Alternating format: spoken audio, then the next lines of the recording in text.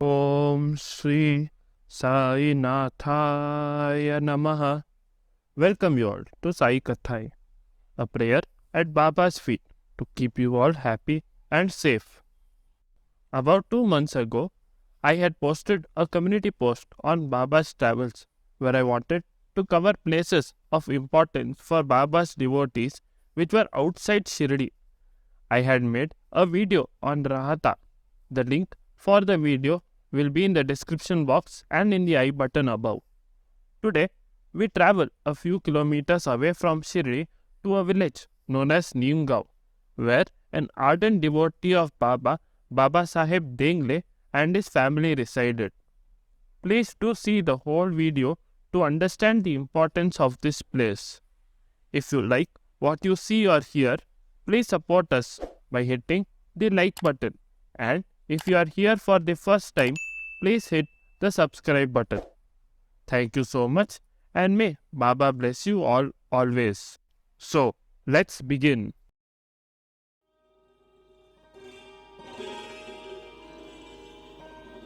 The area in front of the Mahalakshmi temple in Shirdi was sugarcane field. As sugarcane requires lot of water, the fields are demarcated into smaller triangles that are filled with water for the cane to grow. Baba would walk down Kote Gali along the mud banks of the main road. Now it is called the Nagar Manmad Highway. Neemgaon lies 2 miles or 3 kilometers east of Shirdi. Neemgaon was on the left and Nigoj was across the road to his right. Baba loved the Dengale family a lot.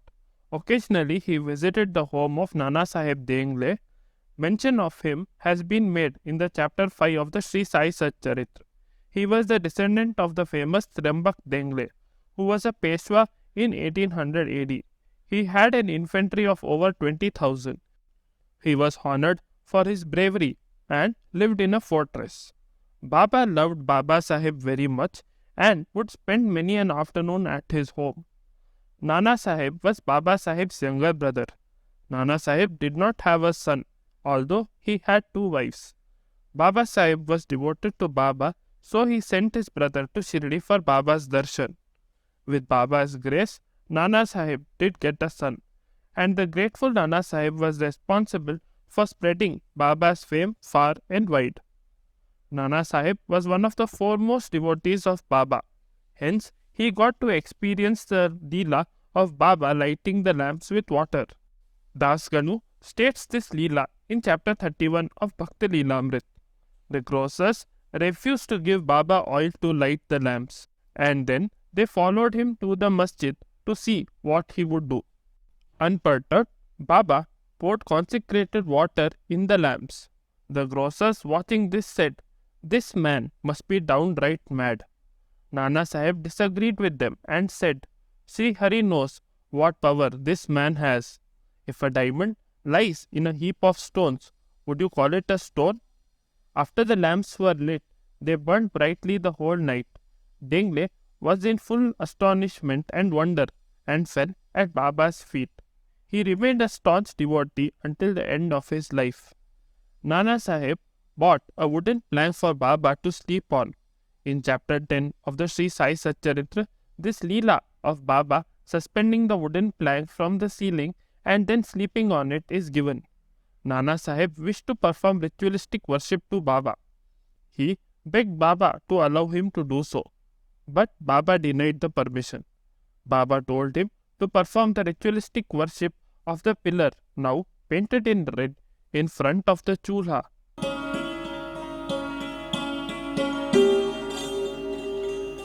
The home of Nana Sahib is inside a fortress. The fortress is fortified with 2 walls. The walls are made of huge boulders and are separated from each other by a distance of about 20 feet. Hence, there are 2 doors.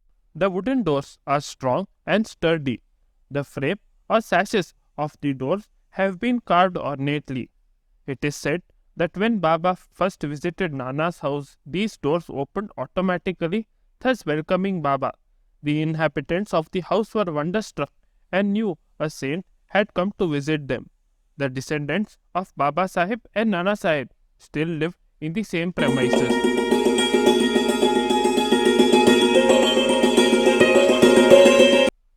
As one enters the house, there is a small mud courtyard. Every day, the woman of the home applies a slurry of cow dung. According to Vasant Rao, a descendant of Baba Sahib, Baba rarely went inside the house but sat in the open courtyard.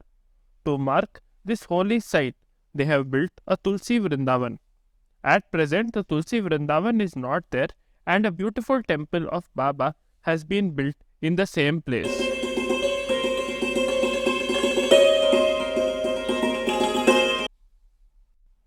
This neem tree grew on its own. It is a few yards away from the place where Baba sat. It is said to have grown some 20 years after Baba's Mahasamadhi.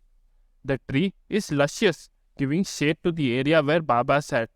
Its fresh green leaves are truly not at all bitter.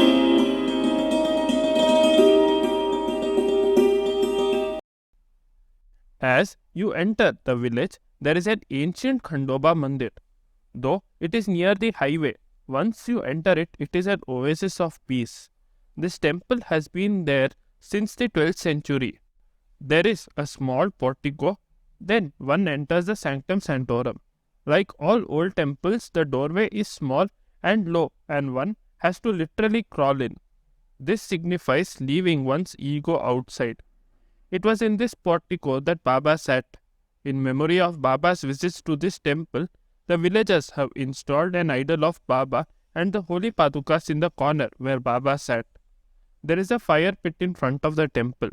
On the auspicious day of Champasrashti, the pit is laden with burning coal. The devotees pray to Khandoba and walk across it, and nobody ever gets burnt. There are small temples around this temple, but one does not know whether Baba visited them. There is a Dattatreya temple with a beautiful marble idol. Next to it is a temple called Panchamukhi Shivalinga. This is a rare temple, as one does not see this kind of Shivalinga very often. In the center, there is a large linga, and surrounding are 4 smaller lingas. These 5 lingas are representative of Shankar, Ambika, Narayan, Ganpati, and Surya. Unfortunately, the date also of this Panchamukhi linga is not known. An ancient temple and the Khandoba temple were constructed in the 12th century. Possibly, this temple also was constructed at the same time.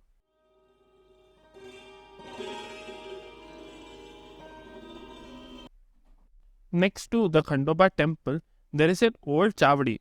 It is said that Baba used to go there and walk back and forth in it. There is a plaque on the pillar which dates back to 1209 AD.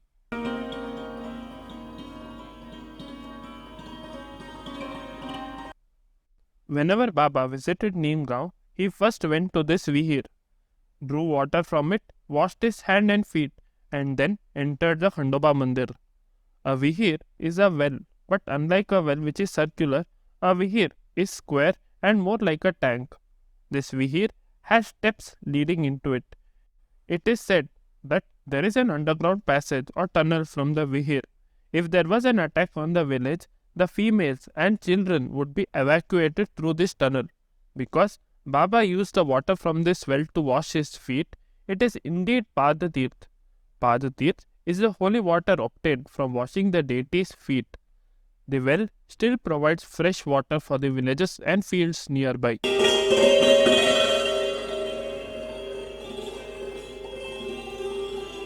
I would like to thank Baba for letting me do this seva unto his feet. A special thank you to Dr. Vinay Chitluri, from whose book Baba's Anurag I have taken all this information. I would like to thank you all to listen to me so patiently. I request you all to help me by hitting the like button. Please hit the subscribe button and hit the bell icon, as I have planned a lot of content for this channel and need your support to execute it. Please do leave your feedback in the comments below, or just leave an Om Sai Ram. I promise to read and reply to all comments going forward, which I was not doing so long. Once again, I would like to thank you all for listening to me so patiently. Om Sai Ram.